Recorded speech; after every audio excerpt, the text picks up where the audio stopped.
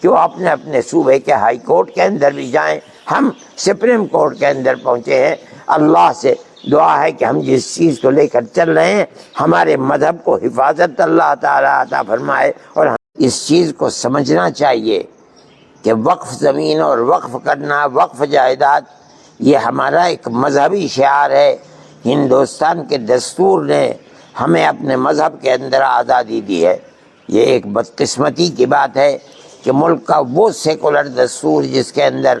ہر اقلیت کو اور خاص طور پر مسلم اقلیت کو اپنے مذہب کے ساتھ زندہ رہنے کا حق دیا گیا ہے، اس حق کو موجودہ گورنمنٹ چھین رہی ہے۔ یہ کہنا بالکل غلط ہے کہ ہم اس کے اوپر دست درازی نہیں کر رہے ہیں، بلکہ ہم اس کے نظم و انتظام کے لیے جو کمیٹیاں بنا رہے ہیں اس کے اندر مسلمان اور ہندو سب کو رکھ رہے ہیں۔ کیوں رکھ رہے ہیں آپ؟ جو ہمارے مذہب کا مسئلہ ہے، ہم اپنے مذہب کے مسئلے کو خود نمٹیں گے۔ آپ کو بنانا ہے، آپ نے وقف بورڈ بنا دیا، اس وقف بورڈ کے اندر جو چیئرمین ہوگا وہ مسلمان ہوگا۔ آپ ایک وقف وزارت بناتے ہیں، اس وزارت کے اندر وزیر مان لیجئے کہ غیر مسلم ہوتا ہے، ہونے دیجئے، ہمیں کوئی اختلاف نہیں ہے۔ آپ بناتے ہیں بنائیے، ہونا تو یہ چاہیے تھا کہ آپ وقف کی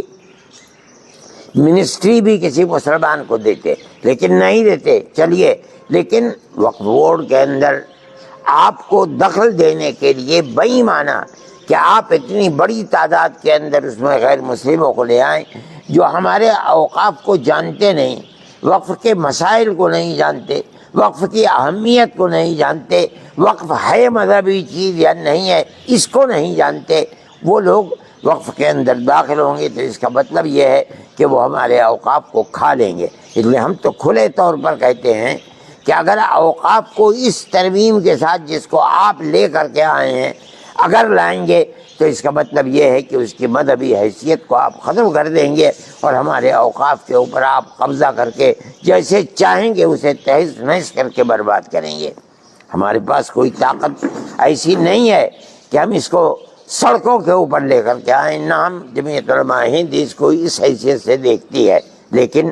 قانونی اعتبار سے ہمیں کورٹ کا رخ کرنا چاہیے۔ ہم آج کورٹ کے اندر چلے گئے اور میں یہ سمجھتا ہوں کہ قانونی اعتبار سے سب سے پہلے ہم ہی گئے ہیں۔ جو لوگ گئے ہیں وہ قانون کو قانون بننے سے پہلے گئے ہیں، ہو سکتا ہے انہیں پھر دوبارہ جانا پڑے، لیکن سب سے پہلے جمعیت علماء ہند اس مسئلے کے اندر گئی ہے، اور ہم جہاں تک لڑ سکتے ہیں قانونی اعتبار سے ہم لڑتے رہیں گے، لڑیں گے۔ ہمیں اس چیز سے بڑی خوشی ہے کہ اپوزیشن نے بہت کھل کر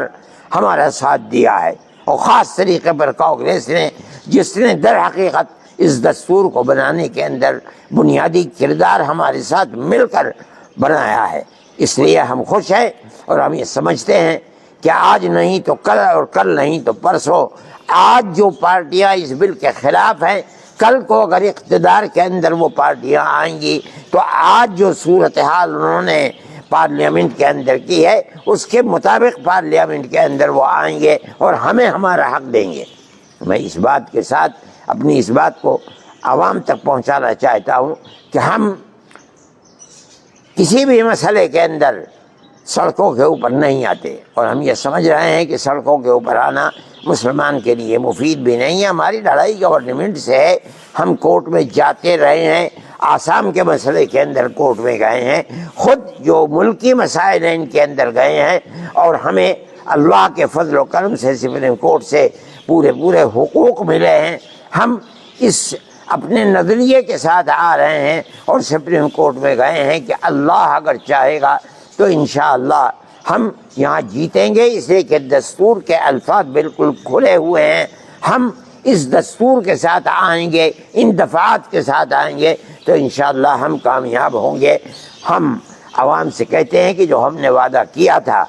بالکل ابتدا کے اندر کہ ہم کورٹ میں جائیں گے، الحمدللہ آج ہم کورٹ میں چلے گئے۔ ہو سکتا ہے کہ ہم اپنی اکائیوں سے صوبوں کے اندر کہیں کہ وہ اپنے اپنے صوبے کے ہائی کورٹ کے اندر بھی جائیں، ہم سپریم کورٹ کے اندر پہنچے ہیں۔ اللہ سے دعا ہے کہ ہم جس چیز کو لے کر چل رہے ہیں ہمارے مذہب کو حفاظت اللہ تعالیٰ عطا فرمائے اور ہمیں کامیابی عطا فرمائے۔